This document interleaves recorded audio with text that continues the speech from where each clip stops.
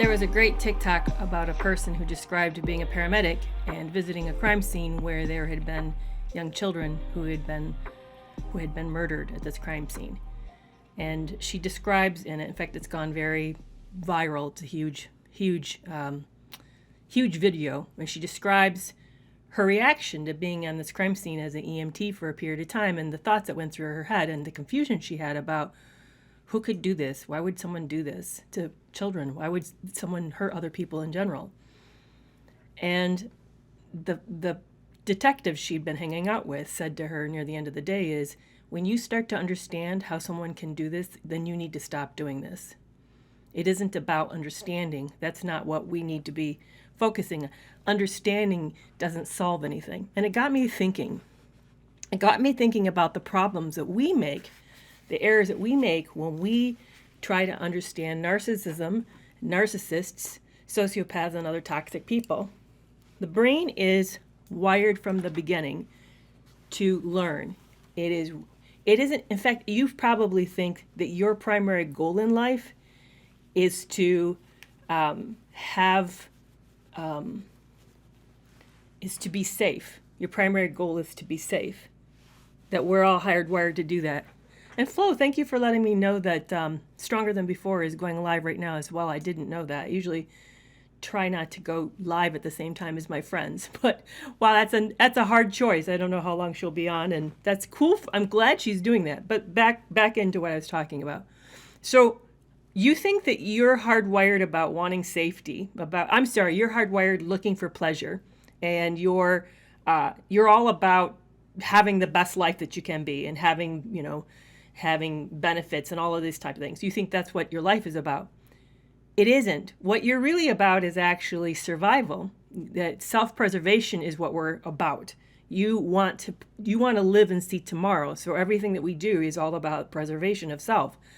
So one of the things that our brain's super good at is it tries to make sense of what's happening and why it happens so that it doesn't happen again. It's very self-protective. So say, for example, that you lived in a village that was prowled by a jaguar or a leopard or something very, very dangerous. The village would become very good at identifying risk factors about that animal. They would know that it comes out a certain time of the day, it makes certain sounds. They would have all this protective measures. They would learn the habits of that predator and then take these protective measures in order to keep safe.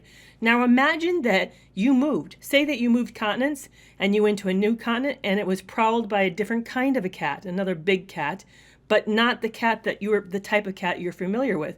But you made the assumption that the rules that were typical for the animal that you had lived around before applied to the rules to this new animal, but it actually doesn't.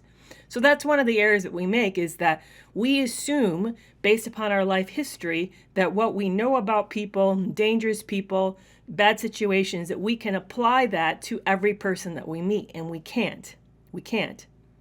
The other error that we make is that we assume that they're like us, that again, that's back to this cause and effect, this trial and error thing that we do. We assume that they think like us, follow the same principles that we do, and as a result, we can then predict their behavior based on those assumptions. And one of the assumptions we make is that there's some things that are too horrific or out of bounds, and that normal people don't do those things. The problem is when you're dealing with someone who is conscienceless, lacks a conscience, there is nothing that they won't do that's outside their limits. Anything to them that's self-preservating, that preserves themselves, they're willing to risk.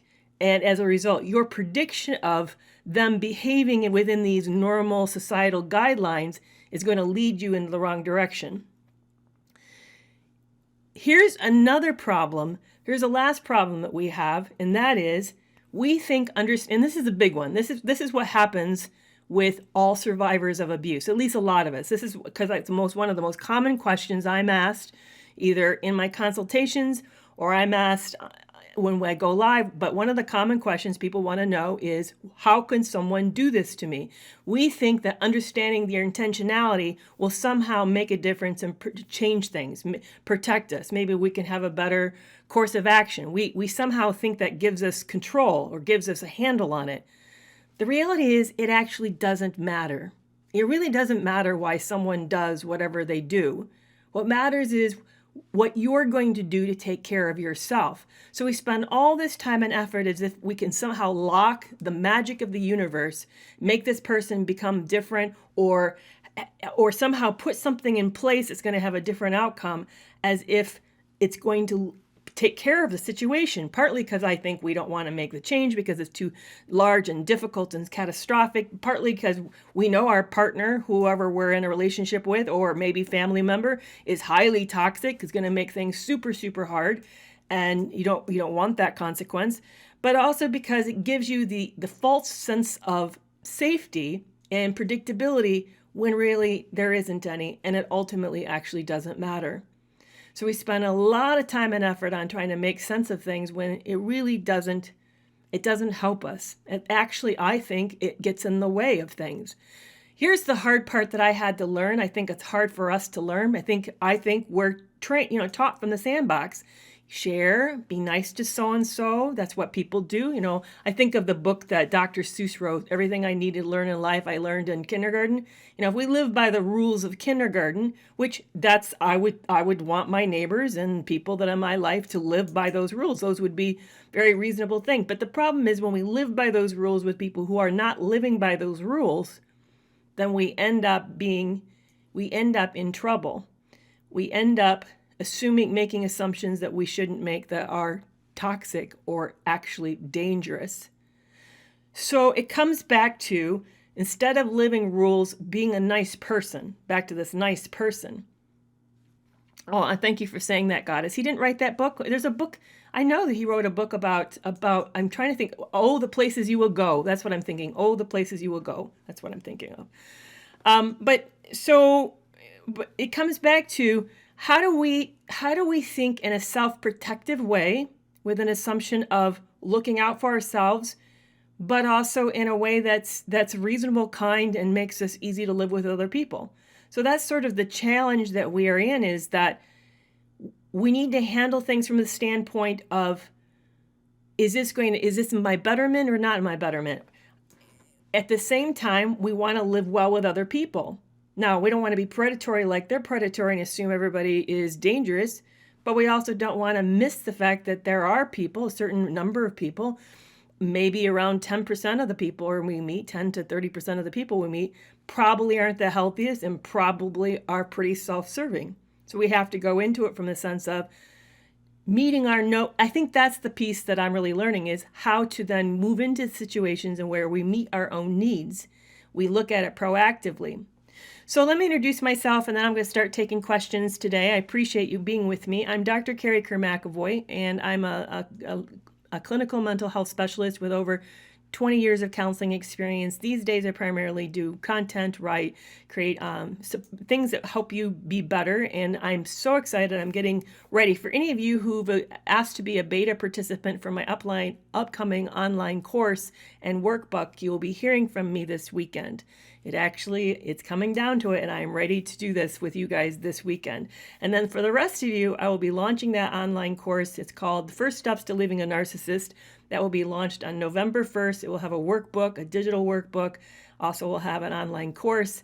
And so all of that will be out on November 1st. So who's it for? Are you a person that would benefit from it?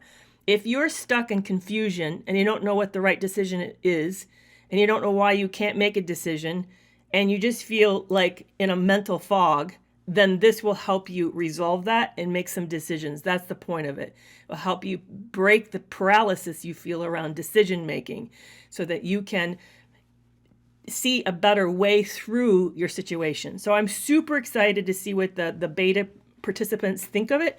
So I will be, if you've agreed to do that and I have your name, I have like over 40 people, we're going to be able to, we'll launch that in October, this weekend, and then otherwise it will be launched in November. And I have a couple webinars coming up I'm super excited about. One is I'm going to be October 20th is Isn't Having Sex My Right?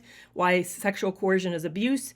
And the other one is November 10th, How Could I Have Fallen for a Dangerous Man? So what are those about? Because I know maybe that doesn't really tell you a whole lot. The first one is about what is intimacy? How do we show up and really experience ourselves in relationship with other people? How do we do that safely? How do we protect our autonomy, but also have a wonderful experience with other people? So that's what that webinar is about. That's October 20th. It's called Isn't Having Sex My Right? And the second one was Sandra Brown. And you guys have all heard me talk about her. She's the one who did this revolutionary, massive study out of Purdue University with 600 pathological love relationships and found that what we've based our assumptions on victims have been false, that it's a myth. She's the one that says, you're all not codependent. You actually have super traits. And you've been targeted because of those super traits. Those are the traits that have made you successful in life. So that webinar on November 10th is going to be about how she came to find the fact that we have super traits.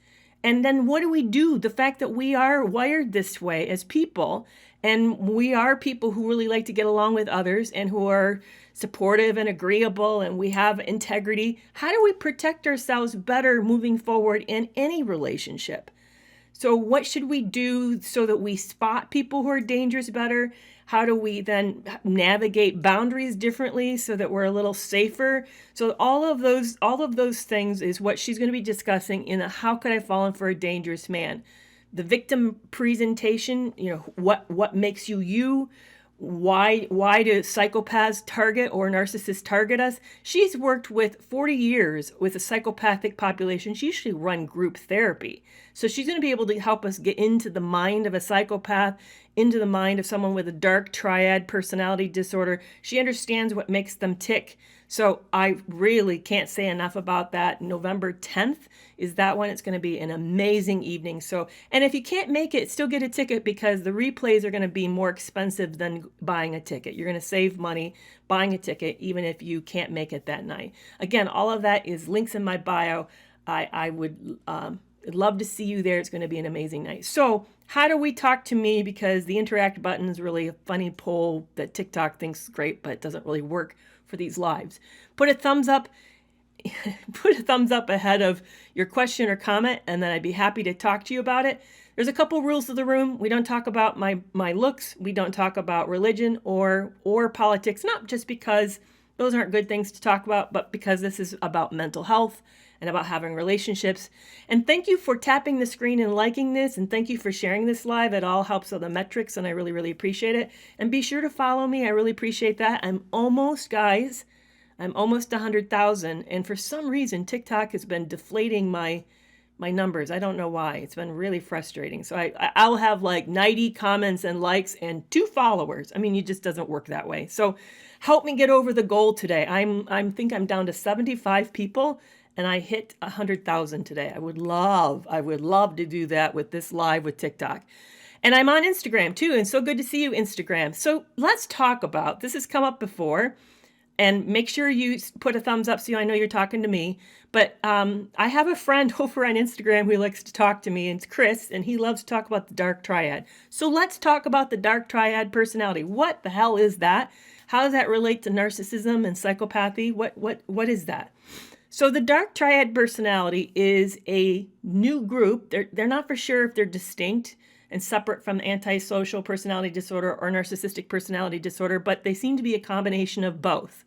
They have the qualities of 3 different types of characteristics. They're narcissistic, which means they're entitled, think they're special, that life is about them and should be taken care of. They're competitive, they're envious. They also have antisocial personality traits, and that means that they don't mind breaking the rules. They have, both types have no empathy, and they don't follow the rules breakers massively. Deceptive, and everything is about what they want. They're very predatory that way. And then there's a third one, and I probably won't say this correctly, but it's that Machiavellian, I think I said that right, Machiavellian style of personality, and I know it's not a DSM-5. It's coming out of a book about this type. It was about a prince, actually, who is very, very evil. And this type of personality is highly slick and deceptive. They're the snake or the siren. They're going to butter you up in order to take you out and take you down. So they're very predatory and sneaky and charming. So all the things that you think about is someone who's sort of like takes advantage of people, like blackmails or leverage or get information on people and then use it against them. So the dark triad is the makeup of all three of those personality styles. Very dangerous group, very ruthless group, not anybody that you would want to encounter in. But like I said, the research is still out. There are people looking at this combination to see, is it really actually a separate syndrome? Or is it part of, like, two of you on both TikTok and Instagram said this together? Or are we actually describing a covert/vulnerable narcissist? Is that really what that is? Here's how I see the difference. To me, a vulnerable or covert narcissist, which is the same thing, by the way. So if you hear someone talking about a vulnerable narcissist or somebody else talking about covert narcissist, we're really talking about the same thing. Covert or vulnerable narcissist is really a person who doesn't have the adoration and attention they think they deserve. They don't have the life that they think they ought to have. Whereas most narcissists they're not happy either, but they at least look like they're like, I'm the best at this, and I did this, and I sold this, and I have this new car. That is sort of the typical grandiose narcissist, is the bigger than life kind of a person. Whereas a covert narcissist tends to be the one that it doesn't work well. Like, they didn't get the job they think they deserve, and they aren't getting paid what they think they're owed, and their family doesn't appreciate them the way that they should. So when you meet them, you hear this record of failure and this record of problems. And the problem we have with that is when we hear somebody talking about stuff like that, we assume sensitivity. We assume that this is a reflective person who's processing why things hasn't turned out the way that they wanted it to. And then we mistakenly think they have empathy for us. And then when things go wrong for us, that they'll be similarly supportive of us, just like they want us to support them. Problem is, they don't show up and support us. It's always the next drama and the next drama and the next drama. They're always the victim. They're never not the victim. So they just want you to then, instead of give them all this adoration and praise like the grandiose narcissist, they want all your sympathy and support. But it's still supply. That's still the point. It's still supply. So that's the covert narcissist. And they also tend to do more subtle things. They're more passive aggressive. They're more likely to make snarky jokes at your risk. They're more likely to sabotage things that are super important to you in your life. They're more likely to get around you in sort of a subtle way that you can't come out and call them on it, whereas a grandiose narcissist is more likely just to overtly overlook you, step on your toes, put you down, those types of things. They're just more likely to do it. Now, the dark triad is different from both of those. The dark triad is strategically planning how to manipulate you and use you. It's a con. They get into the relationship to take advantage of you purposefully.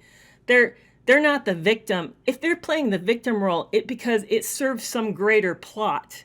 They're actually seeing like 5 chess moves down, and this is part of that strategy. So imagine that we're in court. We're back in England at 1400s or something, and we're all there based on the king's approval and based upon how happy we keep them, and we're going to be making moves in order to make it work in our best advantage. If you watch Game of Thrones, you see this all the time. You see how the lords and ladies are doing all these strategies, or even like right now, I've been watching the latest one about the House of Dragons, and the moves that are happening between Alicent and, I'm blocking on the daughter's name, the one who's supposed to be queen. You can see the way that they're working at each other to keep ahead. See, that's more of a dark, I'm not saying they're a dark triad personality, but that strategy, that sort of intrigue is what you would see with a dark triad personality. Yes, I'm being asked, is this going to be a replay anywhere? Will this yes, the entirety of this live will go over on YouTube so that you can find it and replay it if you want to see it later. So that's where this will be. You can see it actually on Tuesday. This is when it's going to be played. Yeah, no, Game of Thrones. Brittany said, Games of Thrones have not been the same since I've been learning about narcissism. No, it's not. I mean, if you want to watch, if you want to really get a up close look at personality styles, watching Game of Thrones is awesome. It is.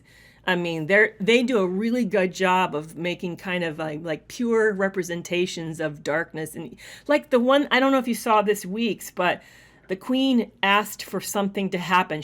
Her father was the hand, and I'm sorry for those of you who are not watching. Her father had a very, very powerful position and lost the position. And she met somebody else, said, would you like to have him have that position back? She didn't know. She just met somebody with a dark triad personality. She thought that this guy was going to do some kind of I'm doing spoiler alert, normal thing. It was this week on Monday, normal kind of strategy to get her dad back. No, he kills the current hand. He kills them. And she's like, I didn't ask for that. But now she's implicated because she asked for her dad to be back in place. So that's a great example of a dark triad personality move. See, he compromised her, and he also got his way, and he took out a very powerful opponent. So think of the intrigue. When you think of a dark triad personality, which is a mix, again, for those who are just joining me, a mix of Machiavellian personality style, which is very deceptive, very sly, very slimy, with a narcissist, with a antisocial personality disorder. So you've got someone who's without a conscience, who also has who thinks everything needs to be their way and done that they are above the rules and that it's about them, and they're willing to do whatever it takes in a very sly way to get there. They're willing. That's a dark triad personality. I don't know what percentage of the world is that. That would be interesting to know. Are we talking like 2%, 3%? I don't know. I don't think there are a lot of them, but man, you don't want to meet one. You don't want to meet one. And of course, they're going to be attracted to power. So, I'm sure when it talks to lobbyists, when you're in Washington, D.C. or whatever, I'm sure there's a lot of that personality that's in that. So, great question, Chris. Thank you for asking me to talk about it, because it's not something we talk much about. And yes, I have met one too. You don't want to meet them. They're very, very dangerous people. So make sure you put a thumbs up. If you're a subscriber on TikTok, I take your questions first. I'm also looking for questions. If you want to ask me questions offline, and I'll be happy to bring them in and talk about them here. So if you're a subscriber of mine, make sure that you, and Instagram, you have the same. You can subscribe as well. If you subscribe, then you can chat with me, ask me questions, and I'll bring it back up on a live. And so on both platforms, I'd be happy to make my subscribers top priority. And also, I have the ability for both of you guys I offer once a month subscriber only questions live. So I will do that once a month for both Instagram and TikTok. I don't have hardly any subscribers on Instagram, but I do have a few on TikTok. And I know a few of them are here with me today. I see that. So make sure you put a thumbs up in front of the comments so I know that you're talking to me and that I can take those questions. So, and by the way, I know that people like to ask me to take them live, to talk to me here. I don't do that. It has to be done ahead. You have to ask me ahead of time to go live with me, and we have to agree on that, because it otherwise turns into a therapy session, and people aren't interested in hearing therapy sessions. I really want it to be about a topic that is good for everybody. So that's why I decline all the requests coming in to chat with me on this live together. You have to talk. Please ask me ahead. Please arrange this ahead. Yeah, okay, here's another very, very great question. I don't know if it's listen, I see it. The question is this.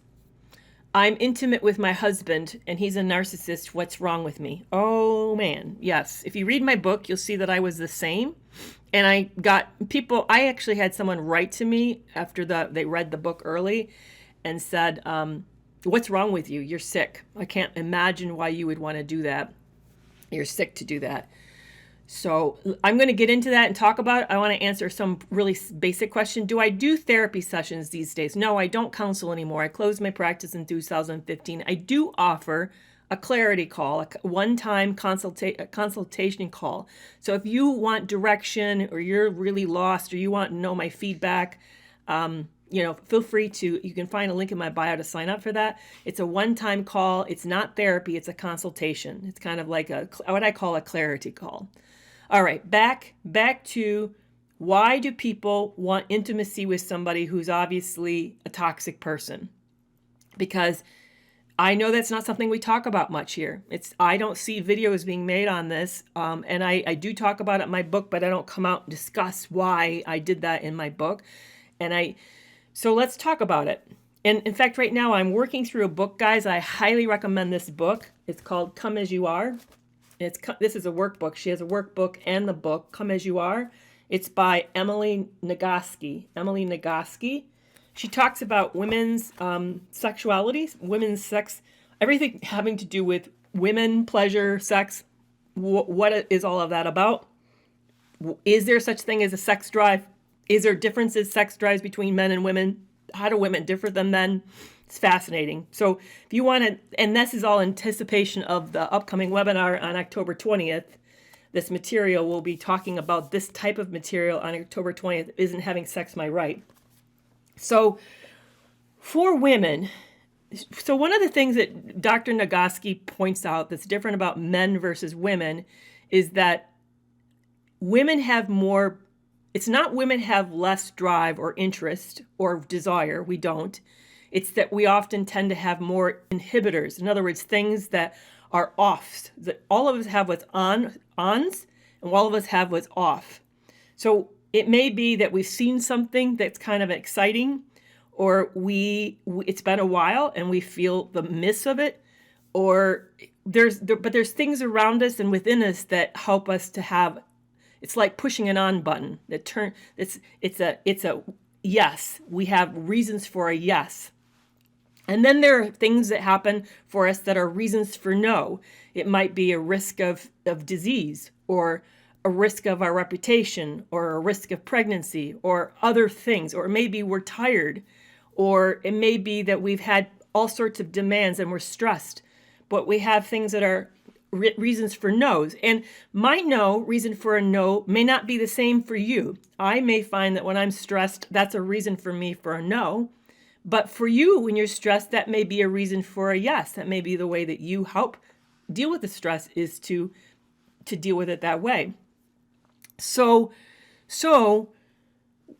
women tend to be more sensitive to the reasons for yeses and reasons for nos. We're more context-based.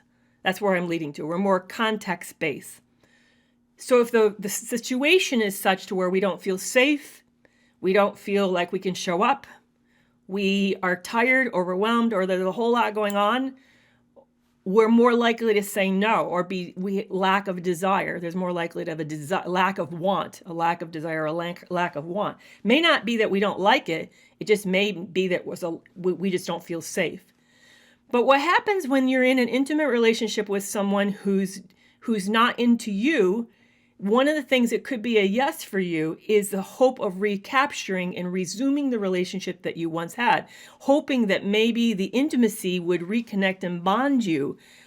That's one reason it might be a yes. It might make more of a yes context for you, when someone else might find anyone who's like that disgusting, and that might be a no for them. It might be a yes for you, but a no for them.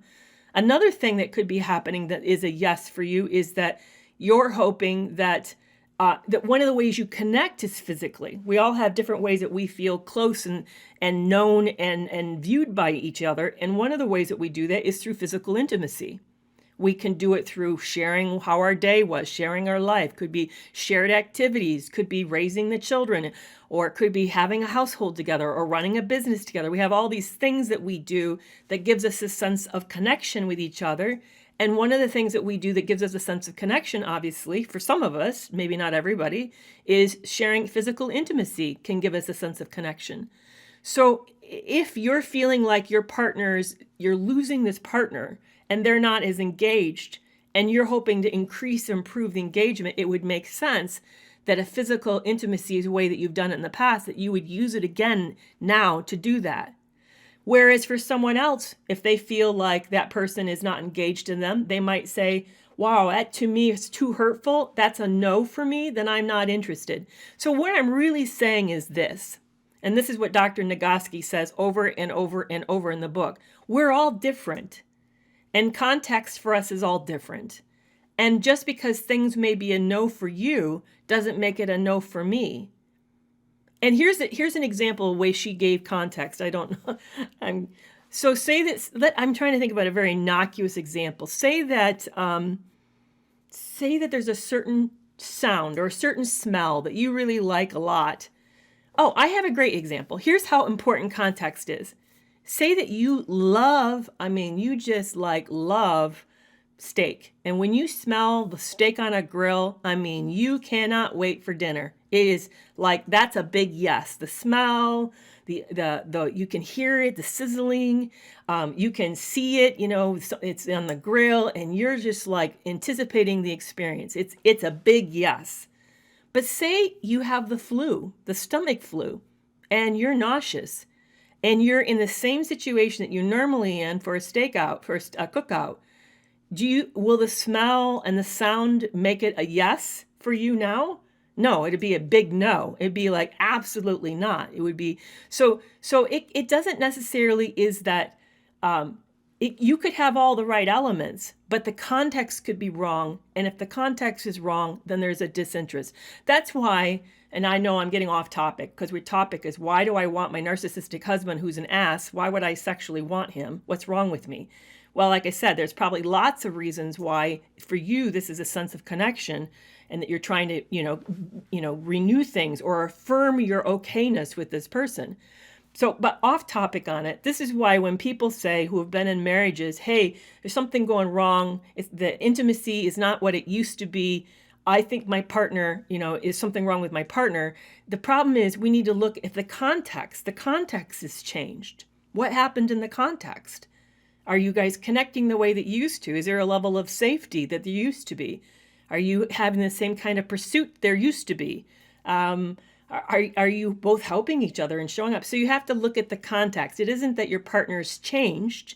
It's the context has changed. Again, that's what we're going to talk about in the webinar on why isn't having sex my right. But I hope that answers your question. There is nothing wrong with you for wanting to be intimate with somebody who's toxic or even dangerous. In fact, one thing that Dr. Nagoski says in this book is victims of abuse often say the best sex is after there's been an abusive moment.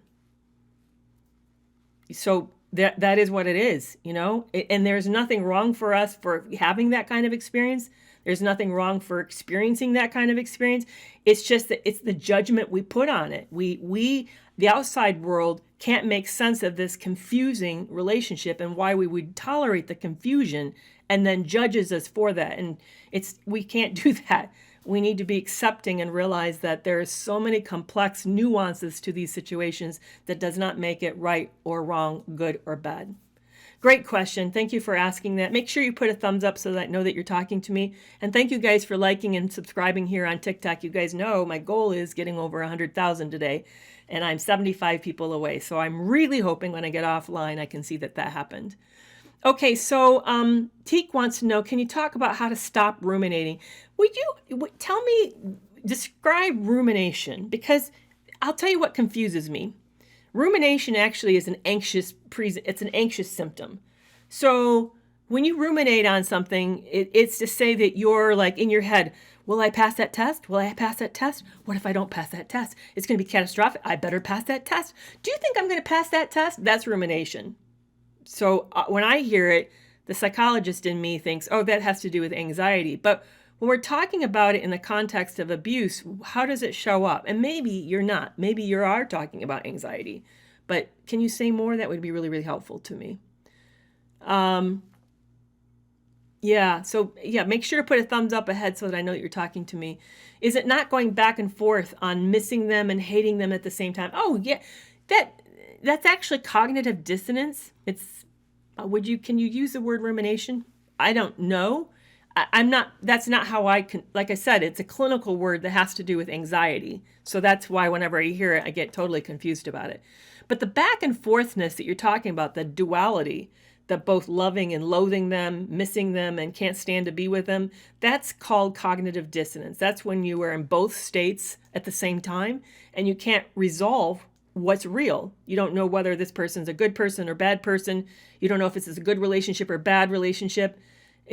So you stay stuck in this agonizing confusion, this mental fog, this confusion about what is it, this is what my course is going to be addressing, the first steps to living a narcissist. We're going to talk about what is that? How do you stop that process so that you can then know what's real? Because what we're trying to do is figure out what's true so that you can know what's real and then make a decision as a result of that. Cognitive dissonance, when we talk about it in normal situations, is just the challenge between two different decisions. Like, say today for lunch, I know what I'm going to have for dinner. I know I need to be careful about how much fat I have for lunch, but somebody brings in a donut, it's going to blow my fat count. So, because I watch macros, and so I think, should I or shouldn't I? That's cognitive dissonance in a normal situation. It's a mental process where you feel this tension around it. But when it comes to abuse, cognitive dissonance is the inability to know who we're in a relationship with, and then how do we make a decision because we don't know what's real about this relationship, and so we can't make a decision. I know I stayed in that state for over a year. It is painful. And here's the hard part about it. Awful part of it, the inability, the stuckness that you're feeling, it's like it actually has neurological implications. It's actually doing brain damage to you that you can't resolve it. It's like you've put yourself, your mind is a computer system. You've put it into the state of, I have to know, and you can't make a decision. It starts to wear away at the hippocampus, which causes the hippocampus to shrink. That's why you're becoming more forgetful. That's why you're becoming more disorganized. It causes the amygdala to swell. That's your fight or flight system, your safety system. It actually starts to get bigger. That means that you now are having insomnia, that you feel a lot of excessive built-up energy, you feel edgy, suspicious. All of this, it becomes, you become really caught in that. It is terrible. It actually causes brain damage. Now, the great news is it's reversible. When you get out and you start to get into a safer, calmer, quiet, peaceful environment, you start to do better. But you need to get out and take care of yourself. How long does it take to get better? That's interesting. I'm still struggling with insomnia.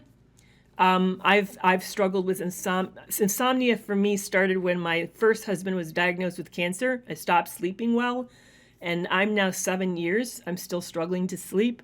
I still struggle with a restlessness, but I'm not a good case to base this on because I'm an early childhood survivor of extreme trauma.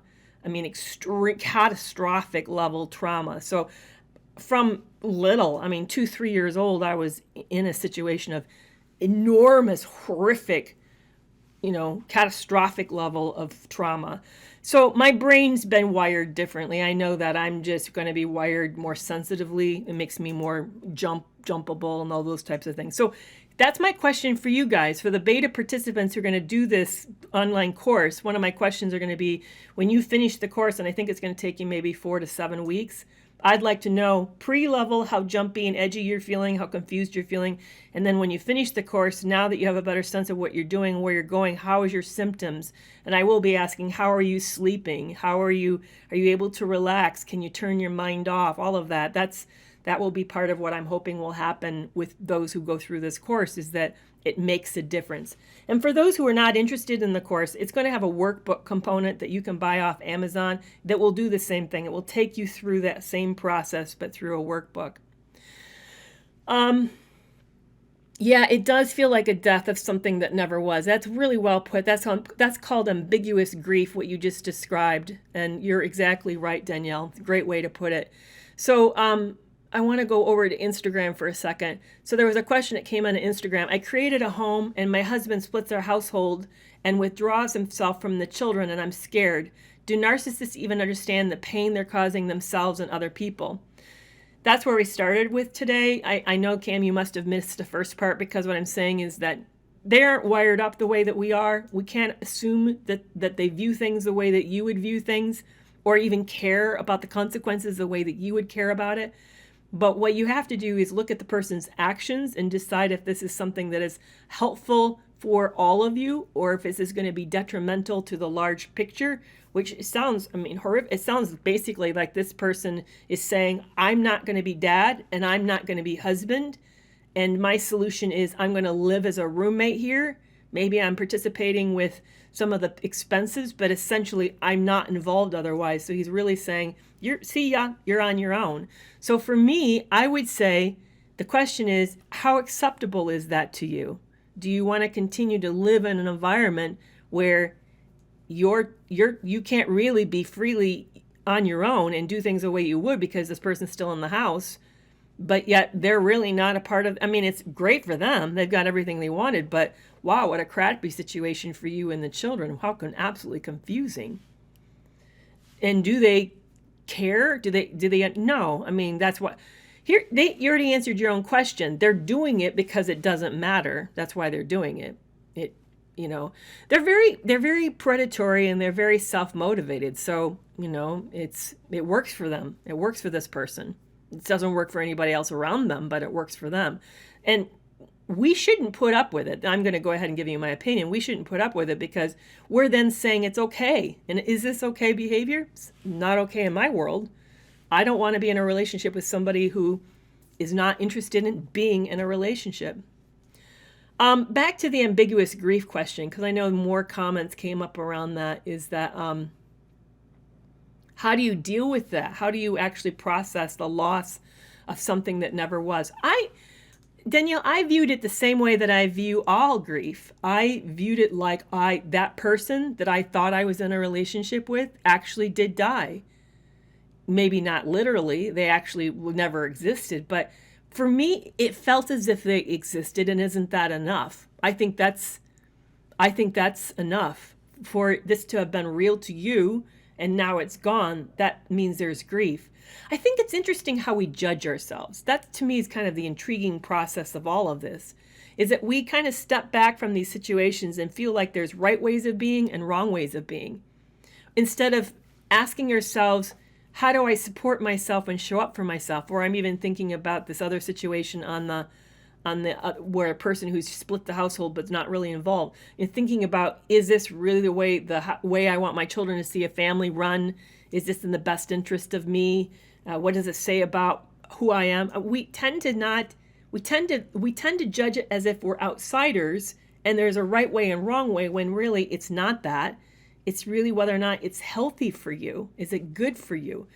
And grieving is part of a process of healing to move through the pain. It's not wrong to have, it's never wrong. Whatever grieves you, I don't even care if the TV show series disappears on you and it mattered to you and it was really played an important part of your life and it's hurtful to you, then that's important. That's grief. That's important. So I would say no judgment on having a reaction. And I grieved, when my relationship with my ex was over, I grieved for the person I thought I had met and never met. He doesn't exist, I know that. But I grieved that that person didn't exist. And I grieved the fact that I thought he existed and he's no longer part of my life. I certainly felt a lot of pain about that. So I think it's totally acceptable. And that we should be more embracing, more curious. I love mindfulness in the sense of it urges us to approach things in a state of curiosity and, to question and create space for these things. That's how we create safety for ourselves, is that we create space for these things. The painting behind me is odd because the camera is at an angle, guys. You are slanted. So that's why it looks weird. If you could see it directly on, if you jumped over to Instagram and looked, you'd see that it's a painting of a boat. But you're looking at it like skewed, like this. That's why it looks the way that it looks. You guys' observations are, I wish there was a way that I could blank out the background and do it really, really nice. I'm getting the new iPhone 14 this next week, and I hear that it has the capacity to do video with bokeh, I don't know how to say it. The effect that blurs out the back has nice f-stops on it so that you can get a better picture. So I'm hopeful by the next week I can be able to have a better. Yeah, you can actually watch me on both at the same time. Yeah, because the views are a little bit different. And then I'm taping it and I'm, looking sideways on the tape. So I've got about 10 more minutes before I need to jump off today. I hope you guys are following me so that I can break over 100,000. That would be awesome. Awesome. Yeah, I can't wait for the new iPhone. I don't know what all the features it will have, but my phone now, here's the story, like you guys care, but here's the story. So I had an iPhone 8 Pro and I liked it a lot, or whatever it was called. And I was visiting friends out here on Lake Travis in Austin. And I even had this thought of I shouldn't be over top of the water taking pictures. I need to probably be on the inside of the boat. And wouldn't you know, I dropped it. And the people now my late husband, he would have dove in and tried to get it as it was fault because it tolerates water for so many minutes. My late husband would have dove for it. But these people just looked at me and said, I guess it's time for a new phone for you, isn't it? I'm thinking, that's like $1,000+ thing that I just lost. And you don't know how it's my phones act like a key. It acts like, it's a key to my bank. I mean, anyway, it was awful.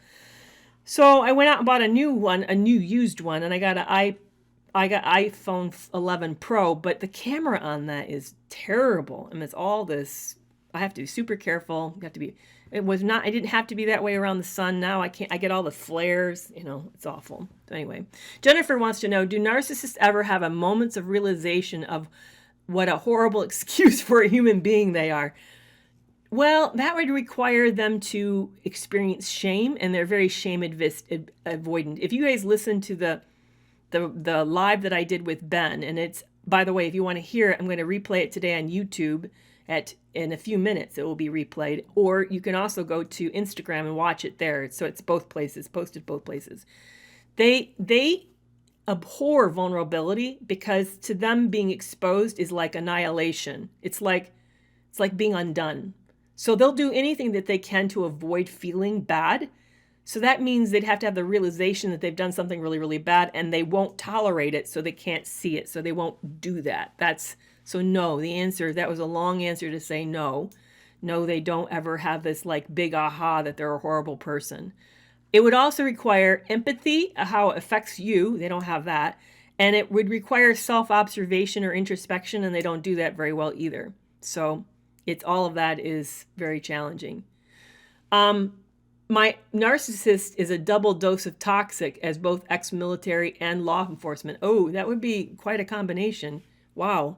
And then the next person says, my ex used to pretend to feel bad just to get what he wanted. Yeah, you can see that.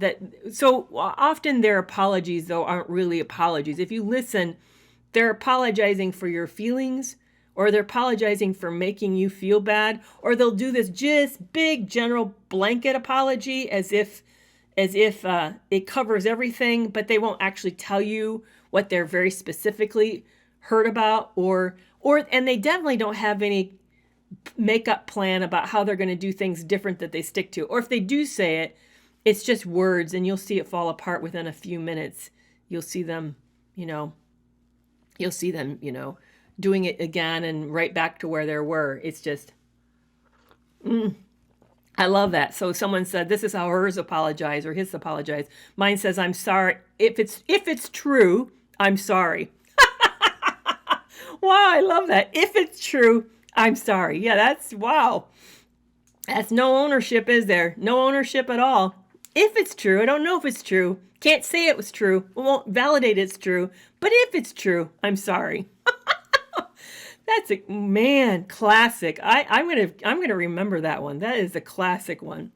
So my granddaughter's being emotionally abused by her dad, and their daughters are 11 and 12, and they have no clue. And he's brainwashing them to think divorce is all mom's fault, and they had to choose one parent. And please help me. Yes, I'm sorry. Here's the problem. You can't stop him from saying what he's going to say. You can't stop that. You can try to talk about how much contact he has, but the court system's going to choose that. Yeah, your daughter-in-law can or your daughter can apply for all of this, but you can't change that. The courts will make those decisions. So what they believe is also out of your control as well. Excuse me. You can't make them believe the right things, because here's the thing that's working against you. Children innately know who's the most vulnerable. They know which parent they're at jeopardy of losing if they don't walk the line. And they're going to do whatever they can to keep that parent happy, even if it says going along with what that parent says, because they want both parents in their lives. They don't want to lose a parent. So they kind of instinctively know that. I've seen this as a psychologist when I'm working with children. I'm actually a child psychologist. Years working with kids. I worked with kids in the psychiatric hospital. I used to work with runaway sheltered kids too, teenage kids.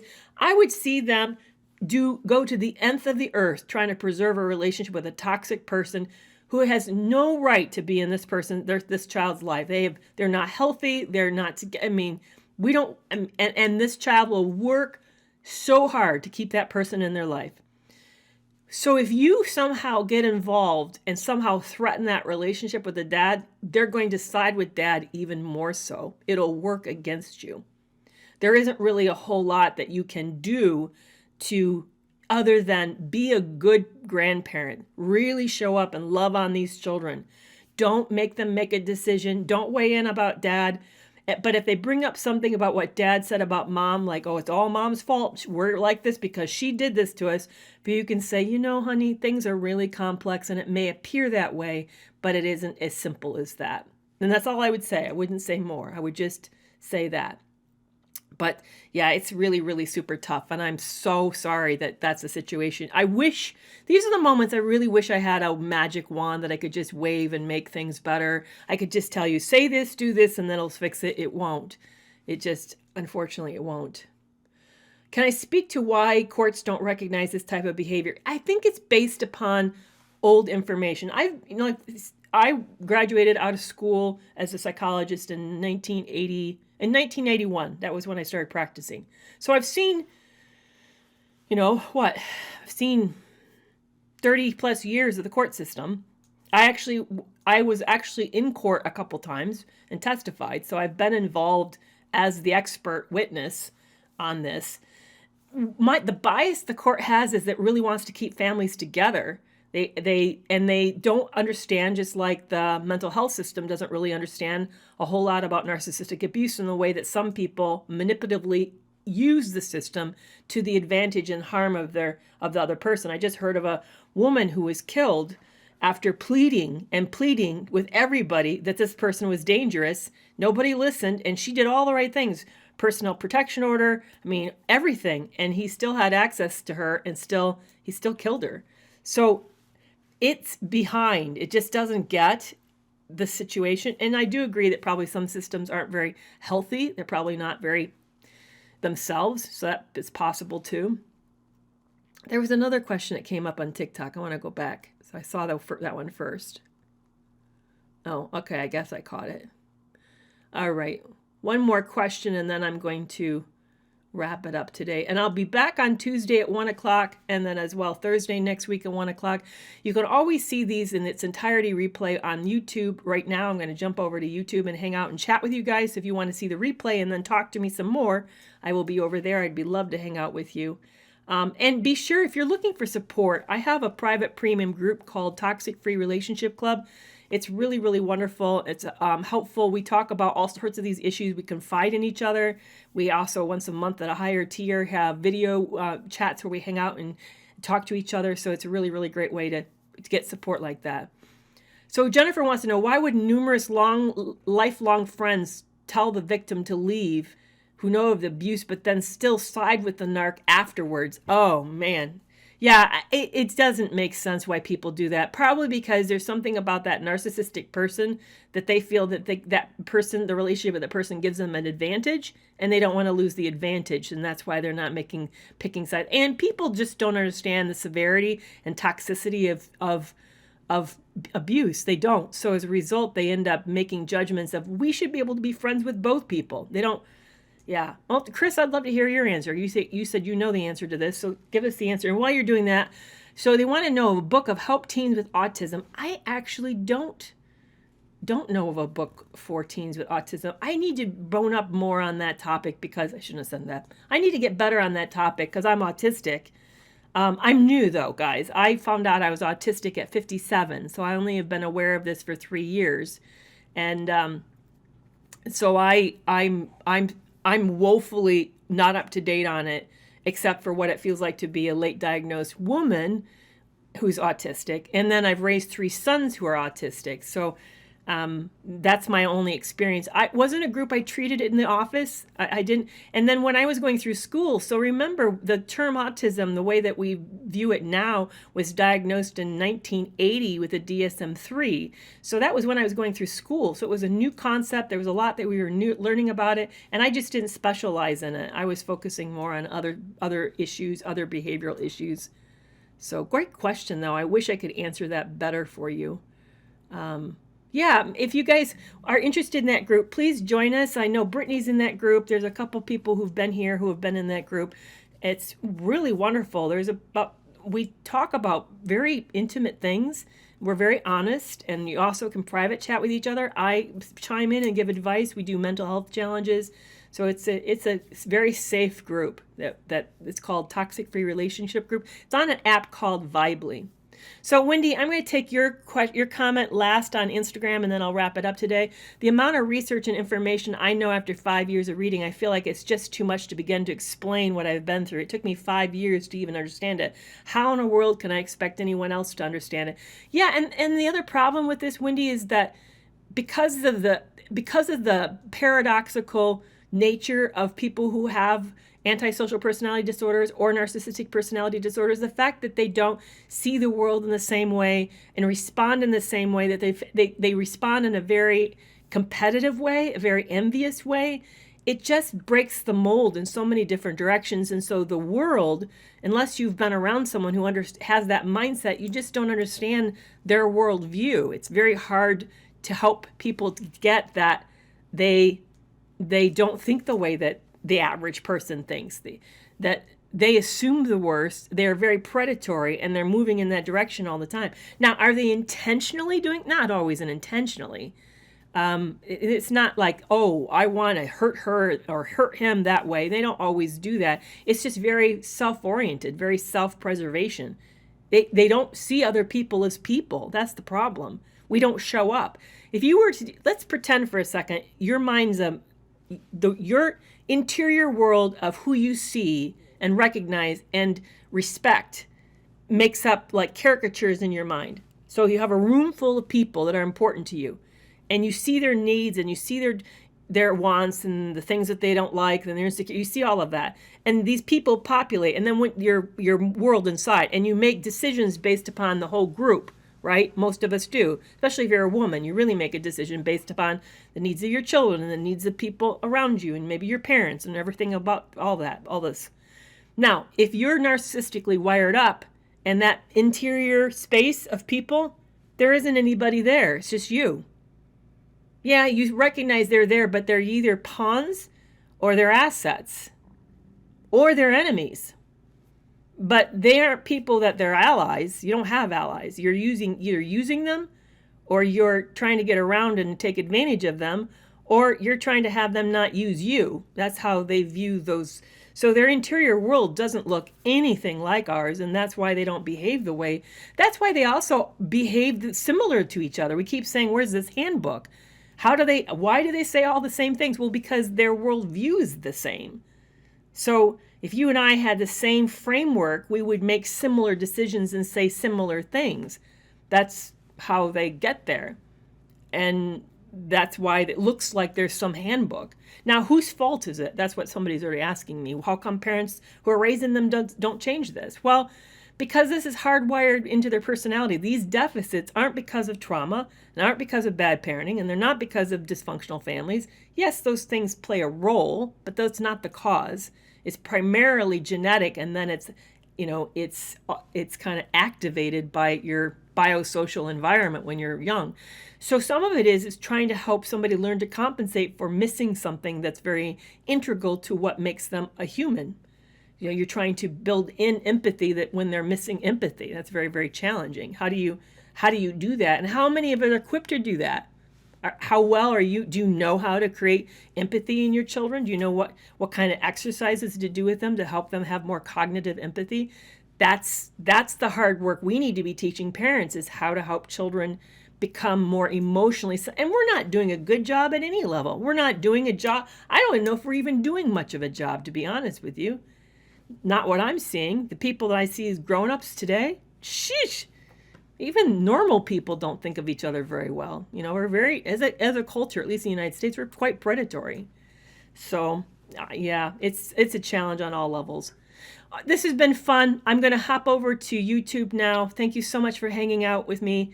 Yeah, and Wendy, come back and let's talk more about the genetic biosocial component, the etiology of this. I'd be happy to. No, we do not need to be scared of our children. They're our children. We're raising our children. We have the ability to shape our children. I do not believe we should be scared of children.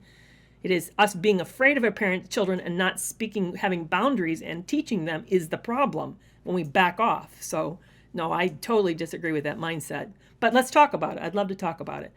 So my name on YouTube is Kerry McAvoy, PhD. Same as here. Just smash it all together. I'm jumping over there now. I'll be happy to talk to you.